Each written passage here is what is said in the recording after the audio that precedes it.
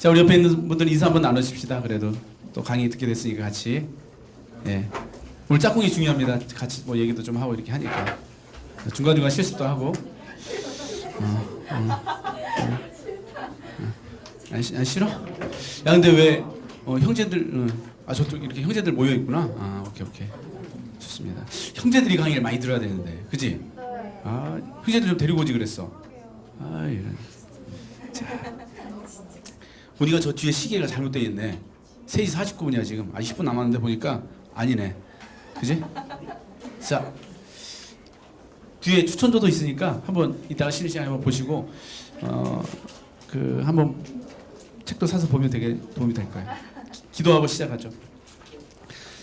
하나님, 우리 인생에 만남의 축복이 얼마나 귀한 축복인지 압니다. 하나님, 사랑하는 우리 형제 자매들에게 아름다운 만남의 축복을 허락해 주시고 만남의 복을 누릴 수 있도록 은혜 베풀어 주시고 또 그 귀한 만남들이 우리 인생의 복이 될 수 있도록 우리도 함께 준비하는 귀한 시간 되게 주옵소서.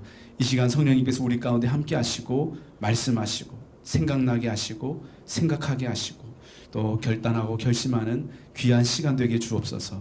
감사드리며 예수님의 이름으로 기도드립니다. 아멘. 예, 기대되시죠? 기대하고 오셨어요? 예, 좋습니다.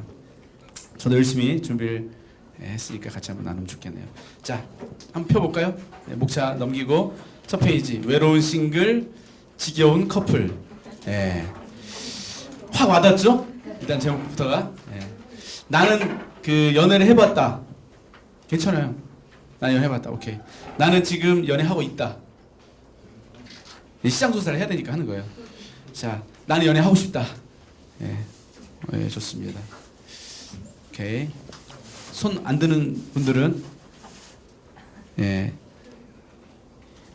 안 해본 거죠? 여러분 연애 해보면 어떨 것 같으세요? 해봤을 때 어땠어요, 연애? 너무 좋았죠? 너무 좋았으면 얘기 안 왔을 텐데. 뭔가 좀 잘해보고 싶어서 연애 왔을 텐데 많은 친구들이 진짜 그렇게 얘기해요. 혼자 있을 때 너무 외롭다고 그래. 그래서 또 만나고 나면 지겹대. 그래서 혼자 있을 때 혼자 있어서 힘들고 만날 때도 만나서 힘들어. 그렇게 항상 그 사이 왔다 갔다 하거든요.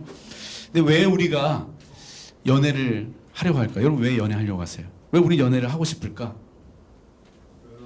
외로워서. 그러니까 외로워서 연애를 했더니 만나보면 어떻게 돼요? 지겨워 이제. 또 왜 우리가 연애하려고 하죠?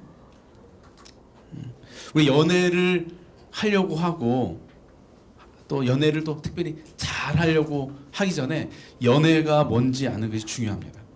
근데 연애는 중요한 게 뭐냐면 연애 자체가 목적이 아니라는 거예요.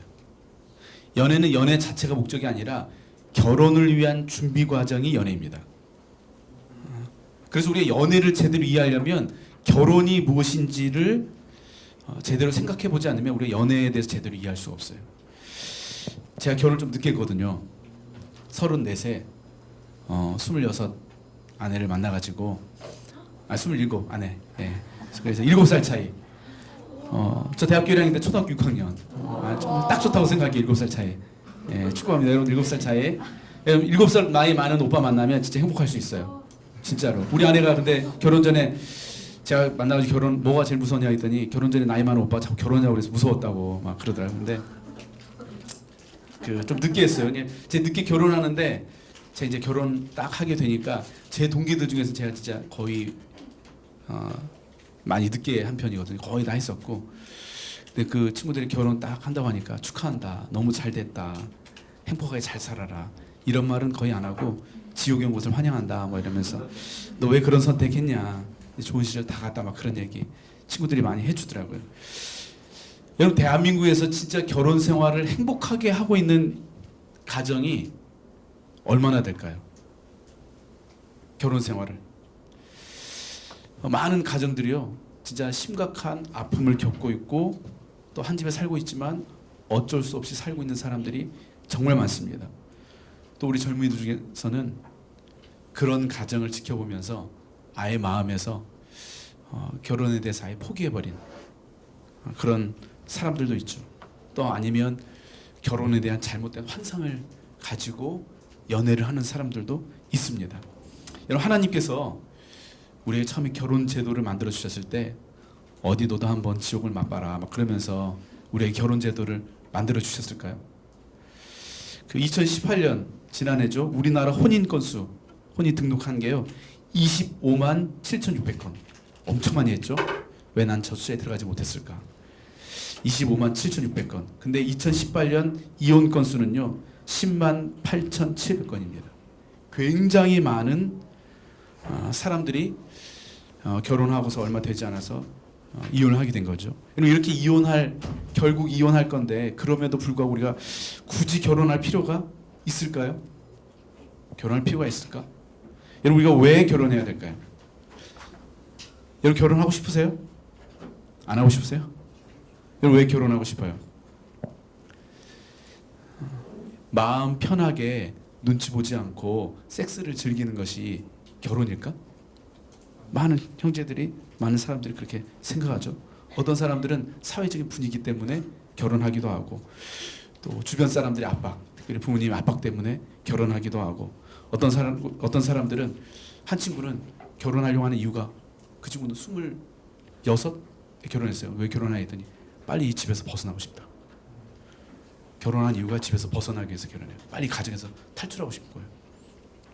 또 어떤 사람은 자기 외로움을 달래기, 아까 얘기했죠. 외로움을 달래기 위해서 결혼하기도 하고 어떤 사람들은 마지막에 자기가 마지막 혼자 남을까봐 두려워서 결혼하려고 한다고. 다 결혼하고 나서 자기 혼자 남을까봐 그게 두려워서. 또 어떤 사람은 결혼하기 전에 임신했기 때문에 어쩔 수 없이 결혼하는 사람들도 있습니다. 지금 이야기한 이 모든 결혼의 동기들은 좋은 동기는 아닙니다. 결혼이 뭐예요? 결혼은 인간이 만든 제도가 아니라 하나님께서 직접 디자인하신 제도입니다. 그래서 우리가 결혼에 대해서 제대로 알려면 결혼을 디자인하신 하나님께서 결혼을 뭐라고 말씀하고 있는지 아는 게 중요해요. 우리 창세기 2장 24절에서 25절 여기 한번 읽어볼까? 시작.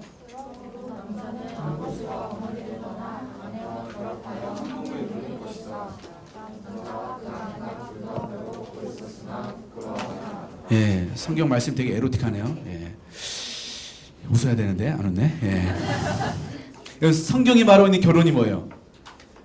남자가 부모를 떠나 아내와 연합하여서 한 몸을 이루는 것. 여기서 한 몸을 이룬다 이게 뭐냐면요. 서로 벌거벗었음에도 불구하고 부끄러움을 느끼지 않고 수치심을 느끼지 않도록 하는 것. 다시 말하면요. 서로를 있는 모습 그대로 인정하고 수용해 줌으로 말미암아 사랑 안에서 하나 되는 것. 상대방에게 부끄러움을 느끼게 하고 수치심을 느끼게 하는 것이 아니라 있는 모습 그대로 그 사람을 수용해 줌으로 인해서 사랑 안에 하나 되는 것. 이게 결혼이라는 거예요. 근데 많은 사람들이요. 결혼을 통해서 사랑 안에서 하나 되기 위한 그것이 아니고요. 자기의 목표를 이루기 위한 수단. 그것이 결혼이에요. 자신의 정서적인, 성적인, 영적인 욕구를 채워줄 상대를 찾는 것을 결혼이라고 생각합니다. 또 자신이 원하는 것을 더 쉽게 얻을 수 있는 도구로 이 결혼을 생각합니다. 그런데 결혼은 내가 이루고 싶고 내가 원하는 것을 조금 더 쉽게 얻기 위한 도구가 아니라 오늘 뭐라고 얘기해요? 부모를 떠나서 아내와 연합해서 하나 되는 이 성숙을 이뤄가는 것. 저절로 하나 될 수 있어요? 하나 되려면 우리가 굉장히 성숙해져야 돼요. 근데 하나 된다고 생각하면 우리 어떻게 하냐면 저 사람이 나한테 완전히 맞춰줘서 나와 하나 될 거라고 생각하는데 그게 아니에요. 저 사람과 내가 하나 되기 위해서 얼마나 서로 노력해야 되겠어요. 자기를 부인하고 그 과정이 결혼이라는 거예요. 여러 많은 사람들이 사랑하기 때문에 결혼한대요. 근데 그것도 맞는 말이지만 더 정확한 말은 사랑하기 위해서 결혼하는 거예요. 사랑하기 때문에 결혼하는 게 아니라 사랑하기 위해서 결혼해야 됩니다. 그리고 이 결혼을 위해서 준비하는 과정이 뭐예요? 연애예요. 연애는 그냥 오늘 밤 나의 외로움을 달랠 누군가를 상대를 만나서 그 시간을 즐기는 것. 그게 연애가 아니에요. 연애 자체가 목적이 될 수 없어요. 이러한 결혼을 위해서 준비하는 과정이 연애라는 거예요. 이해되셨어요? 네. 자, 그럼 이제 연애 준비 단계. 여러분 준비 단계죠? 이제 시작을 해야죠. 이제 연애를 어떻게 할지. 첫 번째는 뭐냐면 연애를 시작하기 전에 첫 번째 뭐가 중요하냐면 내가 누구인지 알아야 돼요. 내가 누구인지. 18절에 보면 뭐라고 돼 있죠? 다 같이 시작. 남자가 혼자 있는 것이 좋지 않으니. 하나님께서요, 남자가 혼자 있는 걸 보고 좋지 않다고 하십니다. 하나님께서 6일간 천지를 창조하시죠. 이 온 우주 만물을 창조하십니다. 첫째 날 딱 지으시고 뭐라고 하시죠? 보시기에 심히 좋았더라. 둘째 날 또 지으시고 나서 뭐 했죠? 보시기에 심히 좋았더라. 셋째 날도 심히 좋았고, 넷째 날도 심히 좋았고, 다섯째 날도 심히 좋았고, 여섯째 날도 심히 좋았는데 남자 혼자 있는 거 보니까 뭐예요? 보기 좋지 않은 거예요. 좋지 않으니. 혼자 있는 것이 좋지 않으니. 다 좋았는데, 하나님이 천지를 창조해 다 좋았는데 딱 하나 좋지 않았어요. 남자가 혼자 있는 거. 우리가 누군가를 만나기 전에 내가 지금 어떤 상태인지를 아는 게 중요해요. 지금 우리의 상태가 어떻다는 거예요? 좋지 않다. 우리가 좋지 않다는 거예요. 여러분, 우리가 연애를 하기 위해서 먼저 우리가 어떤 상태에 있는지 자기 자신을 잘 아는 게 중요합니다. 여러분이 어떤 사람인지 잘 아세요? 자, 제가 1분 드릴 테니까 나는 어떤 사람인지 몇 가지 쓸 수 있는지 한번 해보십시다. 적어보세요. 나는 어떤 사람이다. 1분 시작.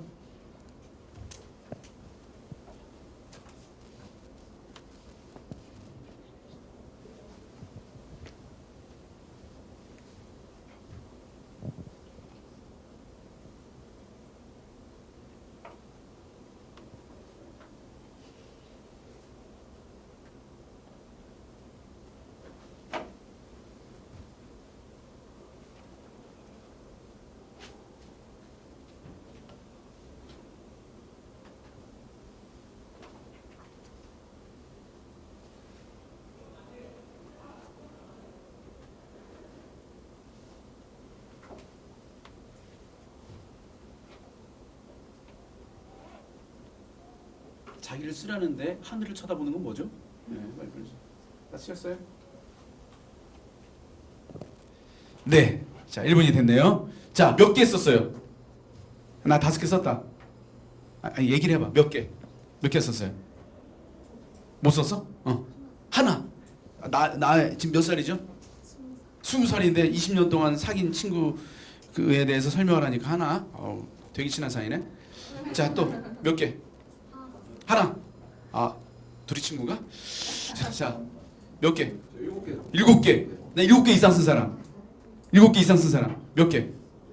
12개 썼고 또 8개, 아니 12개 이상.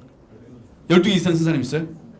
지금 1분 동안 자기하고 제일 친한 사람에 대해서 쓰라고 했거든요. 근데 12개 쓴 사람이 제일 많은 거예요. 근데 그 중에는 아마 12개 중에 키가 뭐고 어디 살고 이런 게 들어가 있을 거예요. 지금 무슨 말인지 이해돼요? 내가 누군지 알기 위한 질문, 거기 보면 제가 4가지 해놨죠. 난 뭘 좋아하고 뭘 싫어하는지. 그럼 여러분 아셔야 돼요. 내가 뭘 좋아하고 뭘 싫어하는지. 이걸 모르니까 상대방에게 내가 어떤 사람인지를 설명을 못해요. 그러니까 어떻게 되냐면 부딪혀서 하는 거야. 고생하지. 내가 뭘 좋아하고 뭘 싫어하는지, 나는 언제 힘이 나고 언제 힘이 빠지는지, 어디 살고 몇 살이고 키가 뭐고 몸무게가 뭐고, 이것도 필요한데 이런 게 진짜 중요하게 아는 거거든요. 언제 힘이 나고 언제 힘이 빠지는지, 나는 어떤 말에 화가 나고 어떤 말을 들으면 기분이 좋아지는지, 나는 언제 스트레스 받고 어떻게 하면 스트레스가 풀리는지. 오늘 한번 써보세요. 여러분 아셔야 돼. 실은 오늘 이거 되게 실습을 많이 해야 되는 거거든요. 근데 오늘 지금 일부러 3시간 만에 지금 엄청 줄이는 거예요. 빨리 그냥 실습 많이 못하지만 그래도 한번 써보세요. 이것도 아시겠죠? 근데 내가 누구인지 알아야 돼. 거기서 한 걸음 더 나가서 뭐냐면 내가 가진 문제들이 뭔지를 알고 그걸 풀 수 있어야 돼요. 내가 가진 문제가 뭔지. 힘이 좋지 않았다. 보기에 좋지 않았어. 우리 안에 좋지 않은 그 모습이 있어요. 대표적인 우리 내면에 6가지 상처들이 있습니다. 첫 번째가 뭐죠? 우울한 거예요. 우울함. 이 우울함은 어디에서 오느냐? 거절받고 비교되고 억압될 때. 야, 너 안 돼. 하지마. 안 돼. 넌 안 돼. 이런 억압과 비교와 거절 받으면 사람이 우울감이 있는 거죠. 나 이게 좀 있는 것 같다. 네, 좀 이렇게. 두 번째는 또 뭐가 있냐면 이 분노. 늘 마음에 화가 나 있어요. 늘 화가 나 있어. 보통 남자들은 도로에서만 화가 나 있는데 도로에서만 화가 나는 게 아니라 그냥 항상 잎사귀 대기 중, 분노 대기 중이에요. 항상 건드리기만 해봐 누가. 이런 사람이 있거든요. 어떤 사람이 이게 화가 나냐면 부당한 대우를 받았다고 느낄 때, 억울할 때, 억울한 거야. 야 형이니까 참어. 야 동생이 왜 그래? 이게 억울한 거야. 이게 일의 앞뒤에 상관없이 너 왜 그래? 너 예수 믿는 애가 왜 그래? 너 교회 다니면서 왜 그래? 목자라는 애가 왜 그래? 너 언니가 왜 그래? 그럼 돼? 거기에 마음에 점점 억울함이 쌓이는 거야. 뭔가 합당한 내가 대우지 받지 못하는 그게 쌓이면 우리 안에 분노가 이제 신이 이거 이 6가지만 가지고 1시간 강의해야 되는데 그냥 짧게 넘기는 거예요. 세 번째 뭐죠? 중독. 뭔가 집착해. 연애할 때 되게 집착하는 스타일이 있어요. 중독에 쉽게 걸리는. 이 친구의 특징이 뭐냐면 애정 결핍이 심하다고 합니다. 원인이 혼자 있는 시간이 너무 많았어. 어릴 때부터. 외동아들 아니 부모님 맞벌이 한다든지 그런 아이들이 있으면 사랑은 책으로 얻는 게 아니잖아요. TV 본다고 선물 많이 받았다고 해서 사랑을 느끼지 않고 함께 시간을 많이 보내야 되거든요. 근데 이제 혼자 있다 보니까 애정 결핍이 심해요. 그러면 이제 내 마음의 빈 마음을 채우기 위해서 뭔가에 빠지는 거예요. 그래서 집착하거나 쉽게 중독이 걸리는 거거든요. 요즘 아이들이 게임 중독이나 뭐 이런 중독이 굉장히 심하잖아요. 왜 그런지 아세요? 예전보다 이 중독이 굉장히 심하거든. 특히 더 맞벌이 부모님들이 되게 많고 혼자 자란 아이들이 너무 많은 거예요. 애정 결핍을 풀기 위해서 중독에 굉장히 많이 걸려 있죠. 이런 친구들은 연애를 할 때 상대방에게 지나치게 집착을 해요. 건강하게 저 사람과 내가 아니라 완전히 우리가 하나가 되어서 저 사람이 내가 돼야 돼. 이게 되게 좀 어려움이 있죠. 이 중독, 우리 안에 있는 문제들. 네 번째는 두려움이죠. 두려움. 부모님이 자주 다투는 가정에서 자라면 이 두려움이 있어요. 제가 그랬던 것 같아요.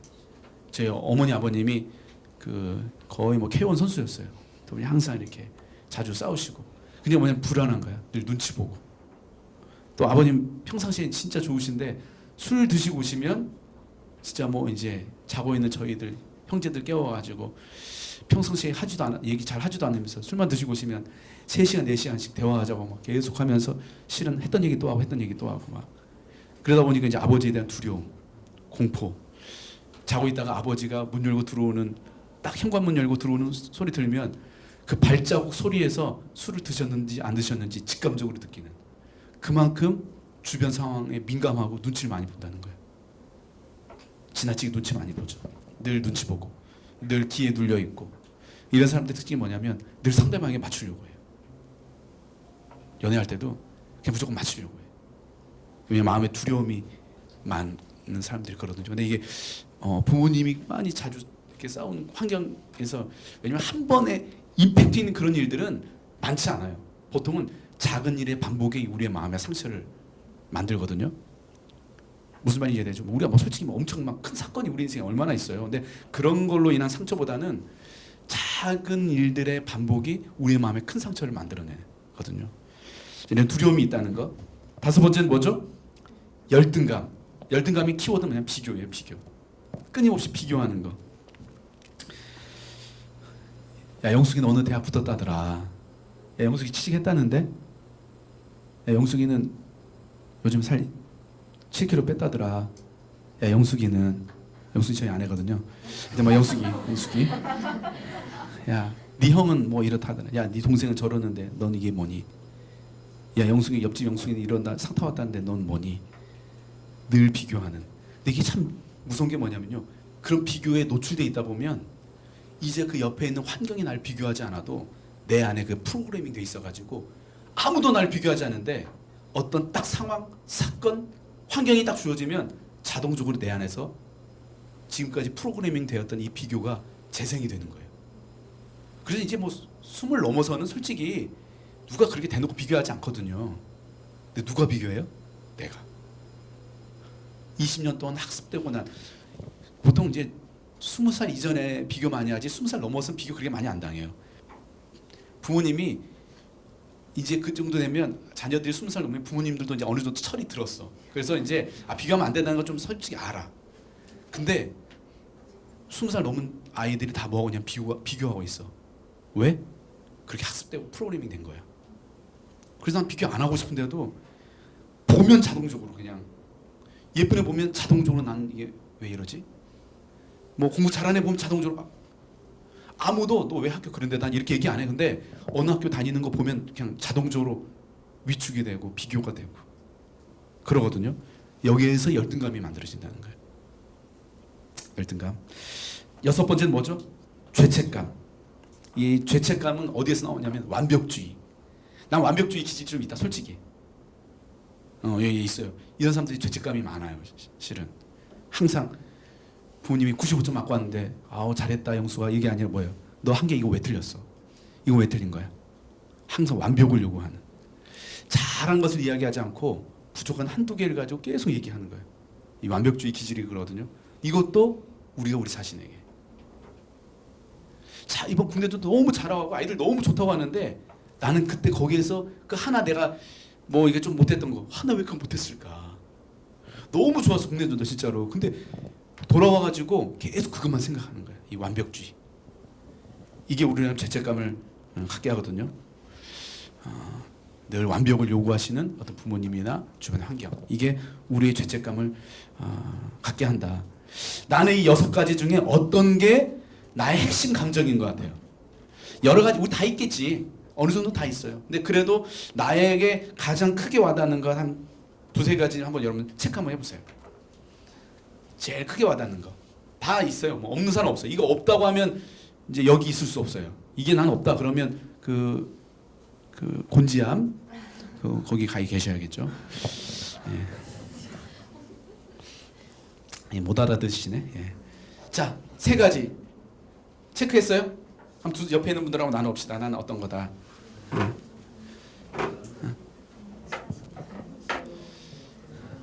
자, 저기 혼자 있는 사람 없도록 앞으로 와서 같이 앉아서 쫙 있어야 되니까.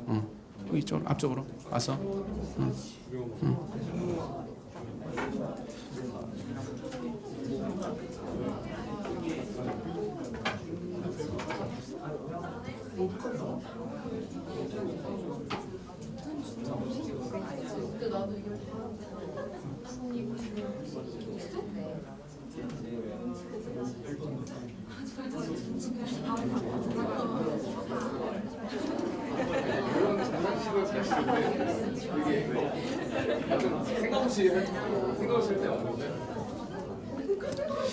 자, 여러분 나눠보니까 나만 이거 있는 줄 알았는데 옆에도 있어요, 없어요? 있어. 이게 중요해. 이걸 아는 게 중요해. 아, 나만 그러지 않구나. 나만 두려움을 느끼고 있고, 나만 중독에 이렇게 심각하고, 나만 우울해하고, 나만 열등감이 심하고 이러지 않고, 아, 쟤도 그렇구나. 이게 굉장히 우리의 마음에 도움이 됩니다. 아, 나만 그렇지 않다. 자, 그럼 우리가 이런 것들을 어떻게 치료해야 되느냐? 치료받는 것도 중요하잖아요. 첫 번째가 뭐냐면 내가 이런 문제가 있다는 걸 인정하는 게 중요해요. 인정해야 돼, 인정. 그럼 치료는 이게 되게 중요해요. 내가 지금 문제가 있다는 걸 인정할 때부터 치료가 시작돼요. 내가 아프다는 걸 알아야 병원 가지. 아프다는 걸 인정하지 않으면요, 이 아픈 게 내 삶을 지배할 때까지 치료를 거부하게 돼 있어요. 아픈 것보다 더 심각한 문제는 뭐냐면 내가 아프다는 걸 인정하지 않는 거예요. 치료가 되려면 아픈 건 우리 잘못 아니잖아요. 여러분 중에 막 두려움 가지고 살고 싶어서 막 지금까지 20년 동안 노력한 사람 있어요? 난 평생 두렵게 살아야지. 그래서 어떻게 하면 두려울 수 있을까? 두려움 전문 학원 막 등록해가지고 막 두려움 막 시험 봐가지고 막 900점 받았다고 막 좋아하고 너 몇 점이니 막 물어보면서 700점 더 열심히 노력해 막 이러면서 그런 사람 없잖아요. 우리 잘못이 아니에요. 이건 다 우리도 두려움 없이 우리도 당당하게 담대하게 뭐 마음에 분노 막 쌓여가지고 막 미워 이러면서 살고 싶어하지 않아요. 중요한 건 뭐냐면 아 내가 그거 있구나라는 인정하는 거예요. 두 번째는 뭐냐면 여러분에게 그런 상처와 이런 아픔이 있다는 게 재수없는 게 아니라는 걸 알아야 돼요. 제가 이번에 군대 전도 갔다 왔는데 여러분도 같이 갔다 왔죠? 네, 갔다 왔었는데 한 교회 목사님이 계시는데 그 목사님은 왼쪽 팔이 오른쪽 팔이 없어요. 3살 때 엄마 따라 방앗간 갔는데 방앗간 그 돌아가는 기계에 끌려 올라가서 팔이 잘린 거예요. 엄마 보는 눈앞에서. 그리고 지금 왼쪽 눈이 또 안 보여요. 근데 23년 동안 거기서 이제 탄광촌에 버려진 아이들을 키우고 양육하고 그 일을 하거든요. 근데 그 목사님이 저한테 되게 중요한 말을 해주셨어요. 뭐라 했냐면, 여러분, 저는 제 팔이 없는 거, 제 눈이 없는 것 때문에 열등하고 살지 않아요. 저는 이게 저한테 복이라고 생각해요. 왜냐하면 제가 팔이 그대로 있었고 눈을 볼 수 있었으면 저는 아마 예수님 못 만났을 거예요. 제가 팔이 없었기 때문에 제가 하나님을 더 빨리 만날 수 있었다. 그러면서 자기한테 복이라고 그렇게 말씀하시더라고요. 우리도 마찬가지입니다. 우리가 가지고 있는 우리 내면의 이 상처들을 치유하셔서 아름답게 우리를 빚으실 그 하나님을 우리가 소망해야 됩니다. 내 인생 왜 이래? 나는 왜 이렇게 됐어? 왜 우리 집은 이래? 왜 내 마음이 이렇지? 마치 내가 저주받은 것처럼, 나만 재수 없는 것처럼 그렇게 생각하는 것이 아니라, 하나님께서 나의 이 연약함을 빚으셔서 반드시 놀라운 일을 행하실 것이다. 그 하나님 소망할 수 있어야 됩니다. 세 번째는요, 주변 사람들과 전문가들에게 도움을 요청할 수 있어야 돼요. 이 주변 사람들과 이 전문가들의 도움을 요청해야 돼요. 요청. 공동체가 참 중요합니다. 공동체가, 이 교회 공동체 되게 중요하거든요. 여기에서 우리가 서로 지지받고 또 수용받고 하면서 우리 마음의 상처들이 치유되는 거예요. 하나님 교회를 통해서 우리를 회복시켜 가시는 것입니다. 그래서 공동체 안에서 사랑을 받는 게 되게 전 중요하다고 생각해요. 그래서 셀 모임 잘 하셔야 돼요. 또 하나는 뭐냐면 전문가들에게 치료를 받는 거예요. 근데 전문가들에게 이렇게 전문적인 치료를 받는 걸 부끄러워하면 안 돼요. 그리고 요즘에 이제 솔직히 뭐 인식이 많이 바뀌어가지고 뭐 이렇게 많이 예전처럼 그러지는 않는데, 치료 받는 건 내가 감기 걸리면 병원 가서 약 먹는 것처럼 내가 마음이 아플 때는 병원 가서 내 마음을 치료하는 건 똑같은 거예요. 이게 무슨 부끄러워해야 되거나 죄책감을 느껴야 되거나 막 숨겨야 되거나 그런 거 아니에요. 저도 전문 심리치료를 200회 정도 받았어요. 실은 사람 다 필요하다고 저는 생각해요. 결혼하기 전에 저는 최소한 20번 정도는 여러분 심리치료 받으면 좋을 것 같아요. 그러면 제 생각에 이혼율이 엄청 떨어질 것 같아요. 진심으로 한 얘기예요. 전문 심리치료 한번 여러분 꼭 받아보면 좋을 것 같아요. 우리 교회 지금 상담해 주잖아요. 무료로. 저는 회당 10만 원짜리였거든요. 무료로 해주잖아. 우리 교회 진짜 대한민국에 이런 좋은 교회가 어디 있어? 전문가들이 무료로 상담을 우리한테 시간 맞춰가지고 해줘요. 무료로. 이번에 10몇 명쯤 하고 있잖아요. 주일날. 평일날은 여러분 신청하면 바로바로 할 수 있어요. 한 5번, 최소한 5번 정도는 여러분 꼭 받으면 너무 여러분 도움될 거예요. 자, 그 다음 네 번째는 좀 우리의 개인적인 노력도 필요한데요. 우리가 노력하는 것들 중에 좀 도움이 되는 한 2가지만 추천하자면, 첫 번째는 뭐냐면 내면일기 쓰는 거예요. 내면일기. 감정일기. 오늘 내 기분이 어땠는지. 나에게 질문을 던지는 거예요. 오늘 기분이 어땠니? 그리고 그거에 대한 답을 일일이 쓰는 거예요. 기분이 이랬다. 오늘 되게 기분 좋았었어. 왜냐면 목장 모임 하는데 캠퍼스 오빠가 너 더 밝아졌다 이 얘기 했는데 그 얘기 듣고 되게 기분 좋았어. 이게 내 마음의 일기를 쓰는 거죠. 내면일기, 감정일기. 이해됐어요? 오늘 되게 기분 안 좋았어. 왜냐면 버스 지각 안 하려고 일찍 나왔는데 이 버스 기사 아저씨가 사람 많다고 그냥 지나갔거든. 그래서 다음 버스 오느라 내가 오늘 일찍 나왔는데도 지각을 했어. 그래서 그 버스 아저씨 죽이고 싶어. 뭐 이러면서 이렇게 자기 감정을 솔직하게 쓰는 거죠. 네. 빨리 우리나라도 총기 소유 자유됐으면 좋겠다. 뭐 이러면서 자기 감정을 솔직하게 있는 그대로 쓰는 거예요. 2번째는 뭐냐면 치유 독서하기. 우리 내면을 치유하는 데 되게 도움이 되는 책들이 있거든요. 추천할 수 있는 책이 뭐냐면 저기도 있는데 자기 사랑 노트. 이 책 진짜 좋습니다. 오재은 교수님 쓴 것 같아. 자기 사랑 노트. 또 하나는 상한 감정과 억압된 기억의 치유. 이 책은 여러분들 꼭 한번 여러분 읽어보시면 진짜 도움 많이 될 거예요. 아까 이 6가지 중에 좀 여러분에게 그게 좀 크게 와닿았던 분들은 이 책 보면 되게 도움이 됩니다. 자, 세 번째. 내가 누군지 알기 위해서는 뭐냐면 복음적 자존감을 가지는 게 중요합니다. 복음적 자존감. 자존감이 뭐죠? 자기 자신을 소중히 여기는 마음. 나는 소중한 존재다. 자존심은 뭐예요?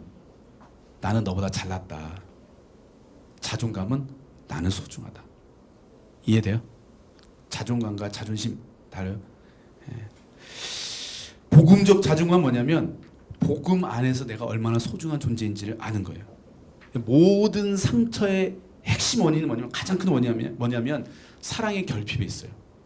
사랑의 결핍. 그래서 실은 우리의 모든 상처들은 사랑받으면 치유돼. 사랑받으면. 여러분, 누가 나를 완벽하게 조건 없이 사랑해 줄 수 있어요? 세상에 그런 사람 없어요. 오빠도 여러분 있는 모습 그대로 완벽하게 조건 없이 사랑 못해요. 부모님도 못하는데 뭐. 부모님도 우리 가장 사랑하지만 그 안에 문득문득 조건들이 들어가고 이게 있거든요. 세상에 우리를 조건 없이 사랑하고 우리를 받아줄 수 있는 사람은 없습니다. 아무런 조건 없이 있는 모습 그대로 우리를 사랑할 수 있는 분 딱 한 분이세요. 우리 로마서 5장 8절 같이 한번 읽어볼까요? 시작. 우리가 아직 죄인 되었을 때 그리스도께서 우리를 위하여 죽으심으로 하나님께서 우리에 대한 자기의 사랑을 확증하셨느니라. 예, 하나님께서 십자가를 통해서 우리에게 말씀하시는 거예요. 괜찮아 자기야. 부족해도 괜찮아. 그럴 수 있어. 실패해도 괜찮아. 조금 못해도 괜찮아. 걱정하지 마. 내가 너와 함께 할 거야. 내가 널 도와줄 거야. 괜찮아. 네 모습 그대로. 이게 십자가거든요. 우리가 아직 뭐예요? 죄인 되었을 때. 네가 제자 훈련 마쳤을 때, 우리가 제자 훈련을 마쳤을 때 그리스도께서 우리를 위하여 죽으심으로 하나님께서 우리에 대한 자기 사랑을 확증하셨느니라. 우리가 제자 엑스이 훈련을 마쳤을 때 그리스도께서 우리를 위하여 죽으심으로, 내가 목자가 되었을 때 그리스도께서 우리를 위하여 죽으심으로가 아니고요. 우리가 아직 죄인 되었을 때, 내가 문제가 많을 때, 내가 문제가 심각할 때, 나도 나를 좋아하기 힘들어할 때, 그때 하나님께서 우리를 사랑하셨다는 거예요. 이 십자가의 관점, 이 하나님의 시선으로 자기 자신을 바라보는 것, 이 정말 중요합니다. 여러분 자신 좋아하세요? 나는 내가 참 좋다. 나는 내가 참 좋아. 이렇게 이야기하면 그게 딱 느껴지세요? 난 내가 참 좋아. 근데 아무 느낌이 안 느껴지세요? 왜 우리가 하나님의 사랑이 머리로는 알겠는데 마음에 왜 와닿지 않냐면, 여러분이 여러분 자신 사랑하지 않기 때문에 그래요. 내가 나를 부끄러워해. 내가 나를 못마땅해 하고 내가 나를 싫어해. 그래도 다른 사람들 부러워해. 하나님이 나를 아무리 사랑하셔도요, 내가 그 하나님의 사랑을 인정하지 않고 내가 그 하나님의 사랑을 받아들이지 않으면 하나님의 사랑이 내 마음에 와닿지가 않아요. 머리로는 알겠는데 느껴지지가 않은 거예요, 하나님의 사랑이. 근데 이 건강한 이 복음적 자존감이 없이 누군가를 만나잖아요. 그럼 어떤 현상이 벌어지냐면, 내게 없는 거 뭔가를 저 사람을 향해 문을 통해서 채우기 위해서 만나요. 이게 사랑하기 위해서 만나는 게 아니고 사랑받기 위해서 만나는 거예요. 사랑을 주는데요, 겉으로 볼 땐 사랑을 주는 것 같아요. 뭐 백도 사주고 막 뭐 선물도 해 막. 근데 뭐냐면 정말 저 사람 사랑해서 준 게 아니라 이걸 줘야 저 줌으로 인해서 저 사람에게 내가 뭔가를 받기 위해서.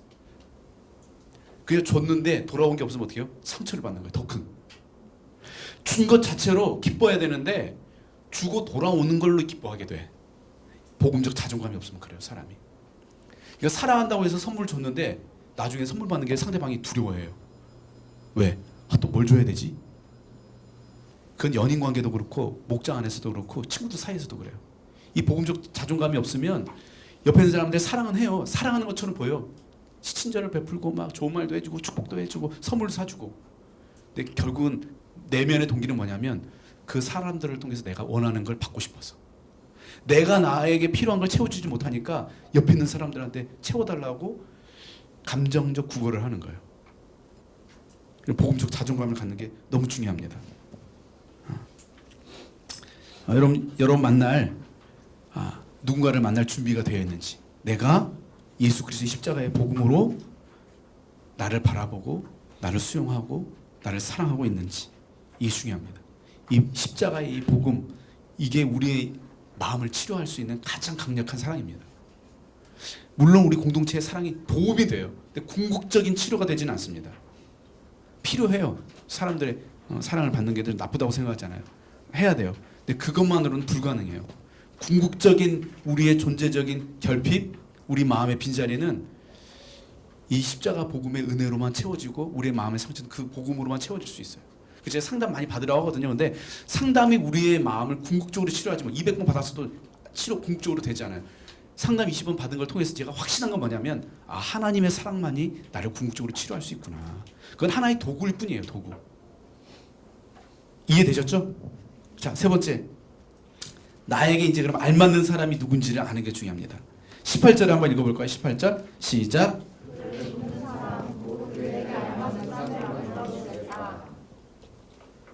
우리 연애 시작할 때요, 최고의 사람을 만나야 된다는 환상을 가지고 있어요.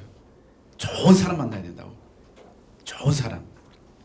네, 오늘 그 본문에 보니까 뭐라고 돼 있어요? 하나님께서 아담에게 최고의 여자를 만들어 주었 이렇게 하지 않았어요.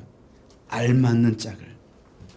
여러분, 우리는 우리의 인생에 우리가 만나는 사람 중에 최고의 짝을 찾는 게 아니고요, 나에게 가장 알맞는 사람을 찾는 게 중요합니다. 이해를 돕기 위해서 예를 들어볼게요. 여러분, 백화점 가는 거 좋아하죠? 네, 백화점 가면 좋아 보인다고 다 사요? 다 살 수 있어요? 백화점 갈 때 뭐가 필요한지, 뭐가 나한테 잘 어울리는지, 내 지갑에 얼마가 있는지, 그래서 이걸 종합해서 나한테 가장 알맞는 걸 사잖아요. 근데 사람들을 만날 때는, 연애를 할 때는 지금 나에게 가장 필요한 사람, 알맞는 사람이 누구인지, 어울리는 사람이 누구인지 이런 거 생각 안 하고요, 그냥 가장 비싸 보이는 사람을 살려고 해요. 무조건. 100만 원 있으면요, 100만 원짜리 물건을 사야 되는데요, 100만 원 가지고 100만 원짜리 물건 사면 손해봤다고 느껴요.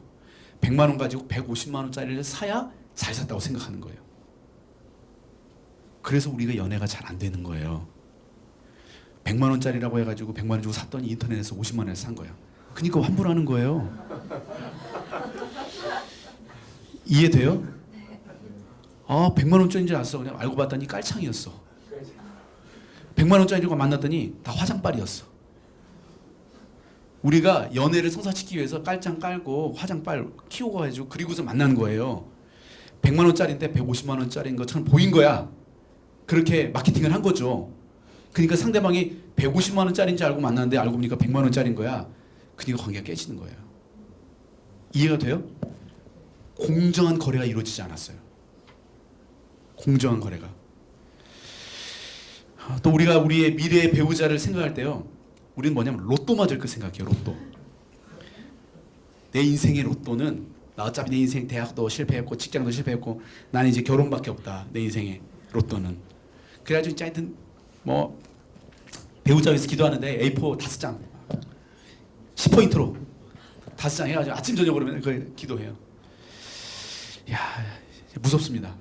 제가 그런 자매를 진짜 만났어요. A4 5장. 아, 자기 배우자를 위해서 기도하고 있다고. 지금 35년간 기도하고 있어요. 아니, 45년간. 이 20살 때 제가 만났거든요. A4 5장. 45년간 그 기도하고 있어요. 무섭지 않아요? 여러분, A4 5장을 만족시키는 사람이 어디 있어요? 세상에. 그리고 진짜 만에 하나 그런 사람이 있다면 그 사람이 여러분 왜 만나겠어요? 여러분, 입장 바꿔 생각해봐요. A4 5장을 만족시키는 사람이 여러분이라면 여러분 만나겠어요? 그런 사람 없어요. 여러분, 결혼은요 100% 만족할 수 있는 완벽한 이성을 고르는 곳이 아닙니다. 특별히 이제 이런 연애 특을 두고 나면요, 기도 제목이 또 늘어나. 아, 내면에 상처가 있으면 안 돼. 두려움 없어야 되고 막 이거 또 추가돼요. 막 벌써 6개 추가됐어. 기도 제목. 그러면 안 됩니다. 우리가 지금 그럴 처지가 아니라는 거 아셔야 돼요. 빨리. 아, 내가 지금 A4 5장을 요구할 처지가 아니구나. 빨리 그걸 깨닫고 돌이켜야 됩니다. 우리는요 최고의 사람을 찾는 게 아니고요, 나에게 알맞는 사람을 찾는 것이 중요합니다. 근데 이 알맞는 것도요, 모든 면에서 완벽하게 맞는 사람을 찾는 게 아니고요, 나에게 완벽하게 모든 면에서 맞는 사람은 없어요. 모든 면에서 완벽하게 맞는 사람을 찾는다고 하는 건 뭐냐면 나에게 완벽하게 맞춰줄 사람을 찾고 있다는 거예요.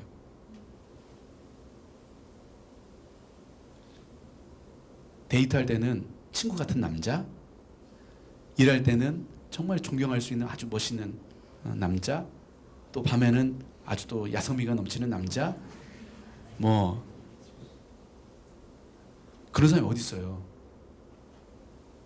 리더십이 강하고 막 이런 사람들은요 따뜻하지 않아요. 따뜻한 남자는 강력하고 뭔가 존경받을 이게 없을 수밖에 없어요. 다 장단이 있는 거예요. 모든 걸 다 완벽하게 갖춘 사람 없어요. 이해돼요? 부드럽든지 날카롭든지 둘 중에 하나예요. 무슨 말인지 이해되죠? 부드러운 칼은 없어요. 칼은 날카로운 거예요, 그냥. 이해되셨어요? 근데 우리는 부드러운 칼을 원해요. 칼질할 때는 되게 날카로우면서도 평상시에 부드럽길. 내 손에 갖다 대면 손을 베지 않는 부드러운 손이 되길 원해요. 그런 거 없어요. 그런 사람 없어요. 여러분이 그런 사람이 되려고 하지도 마세요. 내가 자꾸 그런 사람이 되려고 하니까 내가 이 모든 걸 다 갖추는 사람이 되려고 하다 보니까 그런 사람 요구하는 거거든요. 또 그런 사람이 되려고 하다 보니까 그런 사람이 안 되니까 열등감 빠지고 나는 이게 뭔가. 생긴 대로 사세요, 그냥. 생긴 대로. 생긴 대로 사시고 생긴 대로 홍보하세요. 그리고 여러분의 눈을 낮추세요. 그러면 많아요, 주변에. 근데 눈을 높여놓고 나는 아닌데 그 높이 맞는 사람을 내가 만나기 위해서 나를 자꾸 포장을 하다 보니까 나도 지치고 그런 사람 만나면 또 관계가 시작은 될 수 있어요. 근데 오래 지속이 안 돼. 이해되셨어요? 이해됐어요? 네. 100만 원 가지고 있으면 100만 원짜리 살려고 하지 말고 80만 원짜리 살려고 하세요. 100만 원 가지고 있으면. 그럼 20만 원이 남아요.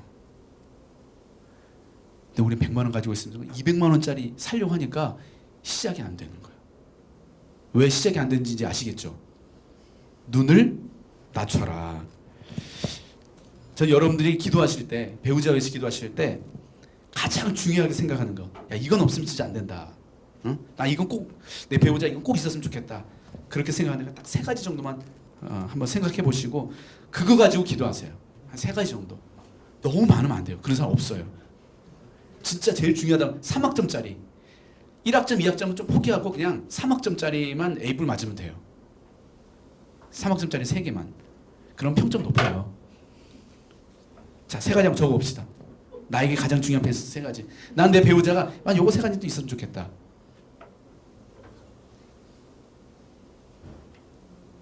너무 크거 말고, 너무 크게 하지 말고 뭐. 적으셨어요? 한번. 이거 참 있으면 좋겠다.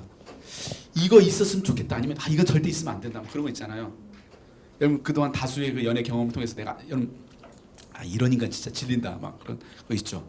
이런 놈은 절대 만나면 안 돼. 막 그런 케이스 있으니까 뭐 3가지. 자, 써보세요.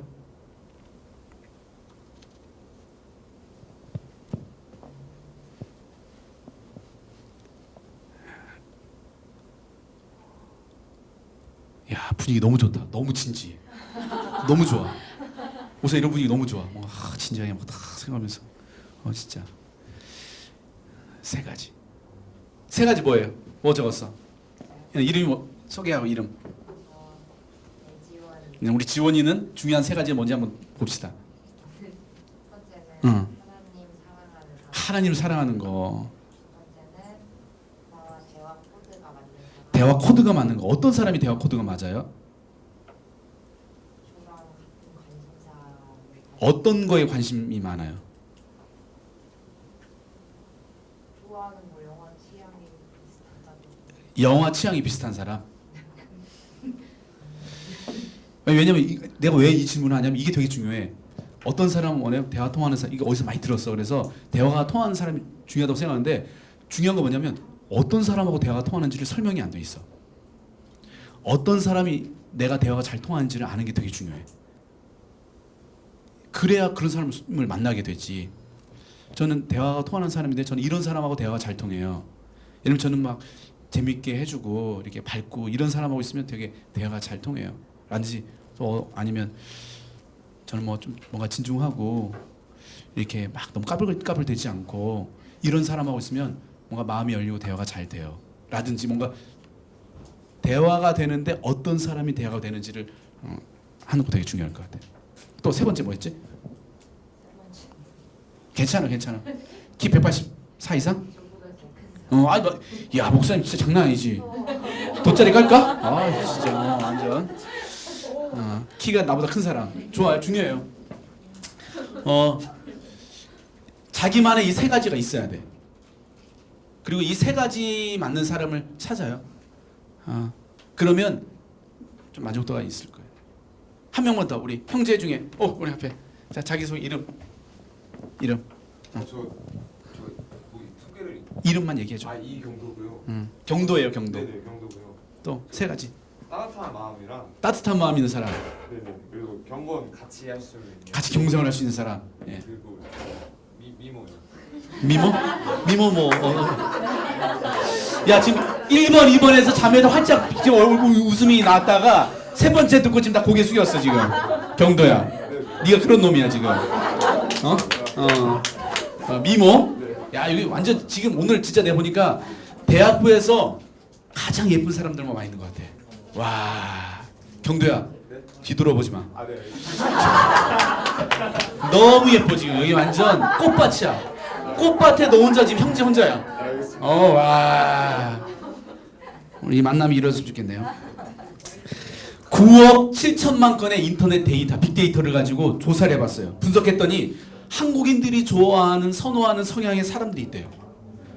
한국인들이 가장 좋아하는 사람들의 공통점이 두 개가 9억 7천만 건을 분석하고 했더니 두 가지가 나왔어요. 한국 사람이 제일 좋아하는 사람. 첫 번째 뭘까요? 끝날 때 알려주겠습니다. 아 그래 알았어. 좋습니다. 첫 번째 뭐냐면 공감할 줄 아는 사람. 한국 사람들이 제일 좋아하는 사람 1위가 뭐냐면 내 얘기에 공감해 줄 줄 아는 사람을 제일 좋아한다는 거예요. 두 번째는 배려할 줄 아는 사람. 예쁜 사람, 잘생긴 사람, 경도처럼 막 그런 게 아니고요. 공감할 줄 알고 배려할 줄 아는 사람을 한국 사람들이 제일 좋아한다는 거예요. 진짜 얼굴이 예쁜 것보다 마음이 예쁜 게 훨씬 중요합니다. 진심이에요. 마음이 예쁘면 연애 시작은 어려워도 한 번 되면 뭐 헤어질 확률은 없어요. 근데 시작이 좀 어려울 수도 있어요. 예. 우정한 얘기인데 안 웃네. 자, 두 번째는 뭐냐면 서로 비슷해야 돼. 내가 알고 있는 것을 당신도 알게 된다면 이 책 있죠. 코넬 대학교의 인류 유산 프로젝트 여기서 그 책인데 1000명이 넘는 사람들 총 8만 년의 시간을 통해서 어떻게 인생을 아름답게 살아갈 수 있을까 이걸 정리한 책인데 우리가 아름다운 동행을 위해서 중요한 5가지를 이 책에서 조언하고 있는데 첫 번째가 뭐냐면 비슷한 사람을 만나라는 거예요. 비슷한 사람. 그 책 내용 잠깐 읽어드리면 이렇게 됐어요. 배우자와 근본적으로 비슷할 때 우리는 더 만족스러운 결혼 생활을 할 수 있다. 생활 방식이나 삶에 대한 태도에서 차이가 큰 사람과 사람과의 결혼 생활은 그렇지 않은 사람보다 훨씬 더 어렵다. 결혼은 상대방의 태도나 가치관을 바꾸는 것이 절대 아니다. 비슷한 사람이 그렇지 않은 사람보다 더 행복하다는 것은 연구 결과에서도 동일하게 증명되고 있다. 결혼 상대로 중요한 게 뭐냐면 편해야 된다는 거예요. 아무리 예쁜 옷도요 불편하면 못 입어요. 편해야 돼요. 여러분 부부는요 오래 입을 옷을 고르는 거하고 비슷해요. 오래 입으려면 편해야 됩니다. 아무리 화려해도 불편하면 못 입습니다. 근데 어떻게 편하냐? 비슷해야 편안하던 거예요. 비슷해야. 신앙이 비슷하고 어떤 삶의 배경이 비슷하고 성격이 비슷하고 가치관이 비슷하고 스타일이 비슷해야 갈등이 적다는 거예요. 나는 기독교인인데 막 상대방 무슬림이야. 뭐 힘들 거 아니야. 서로 다르면 이해가 돼요? 그 불신자와 이성교제 이거 불신자와 결혼하는 거 목사님 어떻게 생각하세요? 막 물어보더라고요. 결혼하려고 하는 목적이 나도 그냥 결혼이 뭔지 한번 알고 싶다. 그래서 한 번은 해보고 싶다. 한 번은 내 인생에 한 번 해보고 싶다. 그럼 뭐 불신자가 됐든 뭐가 됐든 그냥 해도 괜찮아요. 근데 내가 행복한 결혼 생활을 하고 싶다. 그러면 그렇게 하면 안 됩니다. 왜냐하면 불신자 만나지 않으면 결혼 생활이 불편해요. 불신자와의 연애, 불신자와의 결혼이 반드시 대가지불이 있다는 걸 아셔야 돼요. 알고 시작하셔야 돼요. 진짜 쉽지 않아요. 내가 하나님이 이야기하는데 그걸 싫어해요. 공감을 못해요. 내가 기도하는데 그걸 비웃어요. 그거 기도한다고 되냐고. 내가 성경 보는 것을 되게 뭔가 부족한 사람 대하듯이 바라봐요. 내가 헌금하는 걸 짜증내요. 내가 주일날 예배 드리러 가려고 하는데 계속 눈치 줘요. 이런 그 신앙이 다른 사람을 만나면요 두 가지예요. 늘 싸우든지 아니면 내가 예수님을 떠나든지. 그렇지 않고는 화평이 없어요. 두 번째는 뭐냐면 결혼의 목적이 맞지 않아요. 내가 결혼해서 목사님 제가 결혼해서 전도할 거예요. 근데 확률적으로 전도 당한 확률이 더 많더라고요. 그럼 결혼의 목적이 선교일까요? 결혼의 목적이?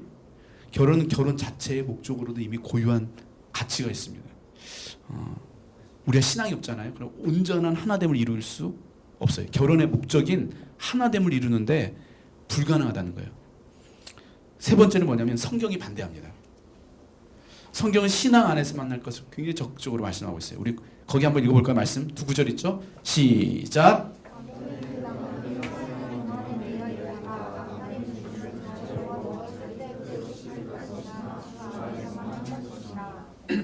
다음 구절.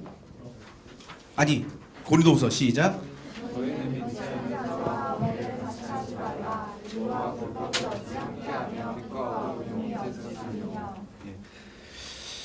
주 안에서 결혼하라는 거죠. 믿지 않는 자와 같이 멍해를 하지 말라고 합니다. 서로 가치관이 비슷하고 스타일이 비슷한 사람을 만났을 때 갈등이 적고 함께하는 시간이 즐거울 수 있습니다. 그렇다면 나는 어떤 스타일을 원하는가? 거기 예를 좀 드러났어요. 한번 여러분 체크해 보세요. 나는 어떤 스타일이 좋은지.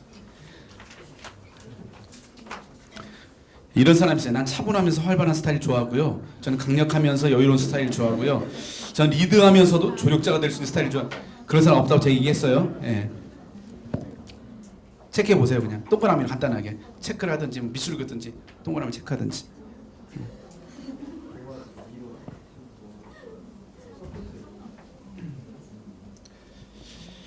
내가 어떤 스타일인지 체크해 보세요. 그리고 내가 어떤 스타일인지. 지금 제가 두 가지 했어요. 내가 원하는 스타일이 어떤 스타일인지 체크해 보고요. 내가 어떤 스타일인지 체크해 보세요. 색깔을 뭐 다른 걸로 하든지 표시를 뭐 다르게 하든지 해가지고 해보셨어요? 그게 비슷한 사람이 있고 다른 사람이 있을 거예요. 이해되셨어요? 자, 나는 내 스타일과 내가 원하는 스타일이 비슷하다. 오케이. 나는 좀 다르다. 괜찮아요. 이게 내 스타일과 내가 원하는 스타일이 다르다는 건요. 내가 나를 아직 완전히 수용하지 못했다는 거일 가능성이 커요. 내가 가진 걸 좋아하기보다 내게 없는 걸 자꾸 부러워한다는 거예요. 이해가 돼요? 그래서 주로 연애할 때 어떤 사람을 자꾸 찾냐면 나하고 정반대인 사람을 만나려고 해요. 왜냐면 거기에 매력을 느끼거든요. 신선하니까. 나와 다른. 근데 만나보면 불편해요. 나는 된장찌개 너무 좋아하는데 상대방은 항상 스파게티 먹어야 되고 된장 냄새 세상에 제일 싫어요. 이해돼요? 이해돼요? 무슨 말인지? 근데 뭐냐면 내가 된장을 실은 좋아하는데 나도 스파게티 먹는 게 좋은 거야. 좋아 보이는 거야. 그리고 나 왜 이렇게 된장이 좋아하지? 이럴 수가 있다는 거죠. 이해가 됐어요? 내가 된장을 좋아하면 된장을 좋아하는 나를 좋아하셔야 돼요. 스파게티 먹는 사람들을 비하하라는 게 아니라 된장 먹는 나를 존중하고 그냥 스파게티 먹는 사람을 존중하는 거예요. 스파게티 먹는 사람을 부러워할 게 아니고 된장 먹는 나를 숨길 필요가 없다는 거예요. 이해됐어요? 이해가 됐나 안 됐나? 예, 뭐 하여튼 그렇고요. 또 지금까지 만났던 사람들 특징이 뭔지, 그 사람 보면서 어떤 모습이 좋고 어떤 모습이 싫었는지 한번 또 돌아보면 이게 되게 도움이 됩니다. 자, 세 번째 뭐냐면 다르다는 것을 알아야 돼요. 다르다는 거. 자, 여기까지 우리 하고 시죠. 다르다는 거. 세 번째 창세기 2장 시작. 남자에게서 나왔으니 여자라고 부를 것이다. 성경에서 남자를 뭐라고 하죠? 이씨, 여자는 이씨라고 하죠. 근데 이 이씨야 이씨야의 원어의 뜻이 정반대예요. 이씨는 강하다, 강함 이런 뜻이에요. 이씨야는 깨지기 쉬운 이런 뜻이에요. 연약한, 깨지기 쉬운. 강하고 깨지기 쉬운, 연약한. 서로 다른 존재라는 거예요. 우리의 신앙과 가치관과 배경과 성격은 비슷해야 됩니다. 근데 그럼에도 불구하고요, 남자와 여자는 존재 자체가 다르게 지어졌습니다. 한 목사님이 주례하는데 설교를 하는데 이런 설교를 하시더라고요. 결혼은 수사자와 암사자의 만남이 아니고 수사자와 암소의 만남이라고. 어느 날 수사자와 암소가 사랑에 빠졌어요. 그래서 너무 사랑한 나머지 결혼을 했죠. 수사자가 사랑하는 암소를 위해서 매일 새벽에 일어나가지고 맛있는 사슴고기를 잡아왔습니다. 그래서 주는 거죠. 또 암소도 사랑하는 남편을 위해서 매일 풀을 뜯어다가 이제 수사자에게 주는 거죠. 근데 서로 미안해가지고 무안해할까봐 꼭 참는 거예요. 참다가 어떻게 하냐면 어느 날 폭발하는 거예요. 나 최선을 다했는데 도대체 너는 어떻게 해야지 만족하겠냐고. 네가 문제라고. 그러면서 깨졌대요. 사랑하는 마음이 없어서 이 두 사람이 깨진 게 아니고요. 상대방이 뭘 좋아하는지를 서로를 몰랐기 때문에 헤어진 거예요. 여러분, 남자가 어떤 존재인지 여자는 어떤 존재인지 알아야 됩니다. 남자와 여자는 기본적으로 그 속성이 다릅니다. 남자의 가장 강력한 욕구가 뭐예요? 높임받고 싶은 욕구. 남자는 다른 거 없습니다. 오빠 최고. 이 한마디면 끝납니다. 저희 아내가 항상 매일 매뉴얼처럼 프로그래밍 되어 있어요. 오빠 최고. 이걸 해주겠어요. 우리 산이도 아빠 최고. 이거 하고 있어요. 시켜요, 우린 진짜로. 우리 집이 굉장히 스파르타거든요. 뭐 안 하면 뭐 밥 안 주고 막 그런 분위기예요.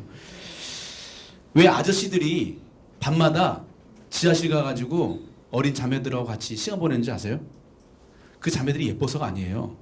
거기 가면 사장님도 아닌데 사장님이라고 불러주고 웃기지도 않는 유머 있는데 웃어주고 최고라고 해주고 그 지지받고 싶어서 거기 가는 거예요. 왜 남자들이 맨날 그렇게 조기 축구에 막 등산에 뭐 하다못해 어디라도 가가지고 회장 자리 하나 하려고 그렇게 애를 쓰는지 아세요? 그거라도 해야 내 인정받으니까. 하나님이 남자를 지을 때 그렇게 지으셨어요. 정복하고 다스려라. 그렇게 지으셨어요. 그래서 그 욕구가 상대적으로 남자들이 강합니다. 근데 집에 가면 어떻게 해요? 계속 잔소리하고 충고하고 애가 셋이라고 하고 큰아들이라고 하고 막 그러니까 남자들이 집이 아니에요. 집이 집구석이에요. 여러분, 남성의 특징 정리해 드릴게요. 남자는 시각에 민감합니다. 시각에 반응해요. 외모를 되게 그래서 반응이 빠르거든요. 또 하나는 뭐냐면 후각, 향기. 이게 왜 자매들이 화장을 많이 하고 향수를 많이 뿌리냐면 남자가 그걸 원해요. 남자가 거기에 반응하니까 상대적으로 여기가 기술이 발달된 거예요. 왜냐하면 자매들은 막 형제들 향수 막 입고 막 조각 같은 남자들 자매들 별로 안 좋아해요. 형제들 진짜예요. 아니 상대적으로 그렇다는 거야. 상대적으로 뭔가 정말 말에 약간 신뢰도가 떨어진 것 같은 그런 표정인데 상대적으로 막 근데 진짜 자매들 그래요. 막 자기네 장동건 같은 그런 스타일 좋아하지 않는다고. 근데 장동건도 여러분 스타일 좋아하지 않아요? 서로 관심 없으니까. 근데 자매들은 그렇게 막 하지 않고. 근데 형제들은 어리나 늙으나 죽으나 다 똑같이 예쁜 거 좋아한다고 하더라고요.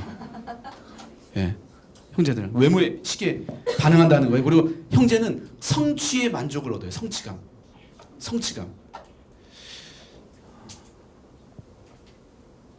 그리고 아까 얘기했던 것처럼 인정받고 싶은 욕구가 되게 강합니다. 칭찬. 자매들 간판해주세요. 와, 오빠 최고. 연습해야 돼요. 옆 사람 같이 시작. 와, 오빠 최고. 리액션. 자매들은 형제들의 액션에 리액션 해주면 형제들 무조건 좋아합니다. 목숨 겁니다. 진짜예요. 괜히 형제들 앞에서 액션 취하려고 하지 마시고 그냥 잘 리액션 해주면 최고의 여자가 되는 거예요. 사랑받는. 보편적인 걸 얘기하는 거예요. 전 아닌데요. 그럴 수 있어요. 예. 자, 여자에게 가장 강력한 욕구는 뭐예요? 사랑받고 싶은 욕구예요. 사랑받기 원하는. 여러분 아줌마들 왜 밖에 나가서 제비들 만나요? 요즘 제비들 없나요? 하여튼 뭐 제비들은 여자들이 원하는 걸 뭔지 너무 잘 알아. 제비들이 특징이 있어요. 목소리가 좋아요. 밖에서 만난 오빠들 있잖아요. 그 오빠들의 특징이 뭐냐면 자매들이 좋아하는 말을 되게 잘 알고 목소리가 되게 좋아. 또 말 한마디에 되게 따뜻하게 하고 부드럽게 말하고. 왜 그런지 아세요? 여자들은 청각에 제일 민감해요. 거기에 반응이 되는 거야. 형제들이 외모에 반응이 되듯이 자매들은 목소리, 언어에 반응이 돼요. 이게 왜 보면 못생긴 개그맨들 예쁜 여자 만나잖아요. 왜 그래요? 청각을 만족시켜 주니까 청각을 그 반응한다는 거죠. 또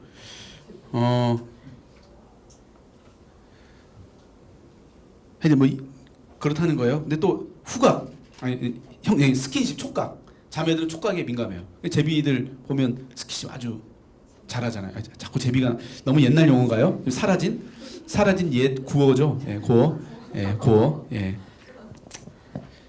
예, 촉각. 자매들은 이 청각하고 촉각에 민감하다고 합니다. 그리고 관계를 통해서 만족을 얻는데요. 관계. 가장 큰 욕구가 뭐예요? 내가 자매들이 사랑받는다고 느끼는 욕구는 뭐냐면 공감해 주는 거, 이해해 주는 거. 이 아저씨들이 오빠들이 어떻게 해요? 무슨 얘기를 해도 다 들어주고 예쁘다고 해줍니다. 근데 남편들은 어떻게 해요? 어떻게? 식당 이모 대하듯이 돼. 막 이모 그러고 막 세탁소 아줌마 대하듯이 하고 막 내 음반 동기 대하듯이 막 전우야 잘하자 막 그러면서 우리는 끝까지 가는 거야 막 이러면서. 그러니까 여자들은 세심한 관심에 되게 감동받습니다. 형제들 한 방이 아니에요. 한 방으로 쇼 붙이려고 하지 마시고 우리 형제들 세심한 관심을 지속적으로 반복해주면 자매는 사랑받는다고 느낀다고 합니다. 이게 100% 옳다 이게 아니라 보편적으로 그렇다는 거예요. 그리고 상대방의 특성을 아는 게 되게 중요해요. 그래서 거기에 맞게. 자, 이런 사람 만나면 위험합니다. 뭐냐면 나를 억지로 바꾸려고 하는 사람. 만나면 자꾸 맨날 가르치고 상담해줘 막. 오빠가 만나면 계속 상담해줘 막. 그러면 안 됩니다. 우리는 상담하려고 만난 게 아니고 사랑하기 위해서 만나는 거예요. 나를 바꾸려고 하는 사람, 연락이 자주 두절되고 잠수 타는 사람, 분명히 일이 사라졌는데 답이 없어요. 12시간이 지났는데 답이 없어요. 그리고 아무 일 없는 것처럼 다시 또 만나요. 그런 남자 있죠. 그런 남자 힘듭니다. 또 같이 있으면 우울해지는 사람, 늘 주변 사람 욕하고 불평하고 세상 사람 다 욕하고 늘 심각해. 이런 사람 만나면 힘들죠. 또 먼저 사과할 줄 모르는 사람, 자존심 되게 센 사람들 있거든요. 항상 내가 너보다 난 틀린 거 없어. 항상 네가 잘못한 거야. 이런 사람 있죠. 아무리 얘기를 하다 돌아 보면 결국 내가 잘못한 거야.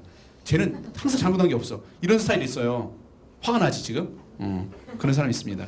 5번째, 헷갈리게 하는 사람. 어정관이 하는 놈들이 있어요. 다 잘해줘. 다 잘해주는 이런 남자 조심하세요. 자, 6번째, 폭력적인 사람이 있어요. 말을 되게 폭력적으로 거칠게 하는 사람. 연애 시작하면 더 심해지고요. 결혼하면 더 심해집니다. 자, 나는 좋은데 주변에서 반대하거나 걱정할 때 어떻게 할까 이런 질문을 하더라고요. 특별히 이제 부모님 반대하면 어떻게 해요? 이렇게 물어본 사람이 있는데요. 부모님 설득하는 것도 참 지혜롭게 하셔야 돼요. 먼저 상태 심각한 애들 있죠. 한 2-3명 먼저 부모님 보여드려요. 진짜 나도 진짜 힘들다 이런 애들은 먼저 부모님 남자친구예요 하면서 딱 보여드려요. 진짜 상태 심각한 애들. 그래서 부모님의 이 세팅값을 흐트러놔야 돼요. 지금 부모님의 이 사위감에 대한 세팅이 다 뭘로 되냐면 드라마로 세팅돼 있거든요. 드라마로 세팅돼 있어요. 재벌 2세 그냥 얼굴만 예쁘면 되는 딸 뭐 모든 걸 다 커버해 줄 수 있는 거기에 세팅값이 돼 있어가지고 지금 누구를 데려가도 지금은 만족이 안 돼요. 그러니까 먼저 진짜 힘든 애들 있죠. 학교에서 캠퍼스에서 진짜 쟤 또라이다 그런 애들 있죠. 한번 알바비 주고 우리 집에 딱 데리고 가는 거예요. 그래서 남자친구랑 소개 한 2번 시켜주고 나서 그 다음에 딱 내 남자친구 데리고 가잖아요. 그러면 웬만하면 그냥 만족해합니다. 이게 전문용어로 프레임의 원리예요. 프레임의 원리. 부모님의 이 프레임을 조정해 주는 거죠. 근데 여러분 중요한 게 있어. 뭐냐면 내가 지금 만나고 있는 사람에 대해서 여러 사람들이 우려하고 있다면 분명히 그럴 만한 이유가 있어요. 분명히 그럴 만한 이유가 있습니다. 뭐 무슨 아티스트 여자 자매 있었잖아요. 예수 잘 믿는 뭐 항상 고양이 여기 얹고 다니는 자매. 예, 누군지 얘기 안 했어요. 근데 그 자매가 형제 만났었잖아요. 근데 주변에 다 반대했어요. 안 된다고. 근데 어떻게 했죠? 그냥 결혼했어요. 그러나서 엄청나게 사기 당했잖아요. 어려움을 겪고 있잖아요. 이게 주변에서 한 명이 아니라 여러 사람이 그 사람에 대해서 뭔가 자꾸 부정적인 피드백이 있다면 그걸 한번 주위에서 들을 필요는 있어요. 물론 최종적 결정은 내가 하는 거예요. 내가 하고 내가 책임지는 거예요. 그러나 주변에서 너무 반대가 심하다. 그러면 조금 여러분 귀 기울일 필요는 있는 것 같아요. 근데 마지막 중요한 게 뭐냐면 이성을 만났을 때 제일 중요한 게 이거예요. 이성을 만났는데 시너지가 나야 돼요. 이 사람 만났는데 이 사람 만나고 났더니 하나님을 알아가는데 전혀 도움이 안 된다. 오히려 하나님과 자꾸 더 멀어진다. 오히려 내 삶의 질서가 깨진다. 오히려 내 내면이 막 더 혼란스러워진다. 그런 사람 아닌 거예요. 만났더니 더 힘이 나는 사람. 만났더니 더 내가 행복해지고 내가 더 나다워지고 내가 더 즐거워지고 그 사람 만났더니 내가 하나님을 더 사랑하게 되고 이런 사람이 좋은 거거든요. 잘 만난 거거든요. 근데 그런 사람은 얼굴이 잘생기고 얼굴이 예쁜 사람이 아니라는 거예요. 얼굴이 너무 예뻐가지고 만났잖아요. 그랬더니 막 더 하나님 알아주고 그런 거 없어요. 전혀 상관이 없어요. 그건. 이해가 되셨죠? 그런 의미에서 우리가 잠깐 쉬었다 해야 될 것 같아요. 10분만 쉽시다.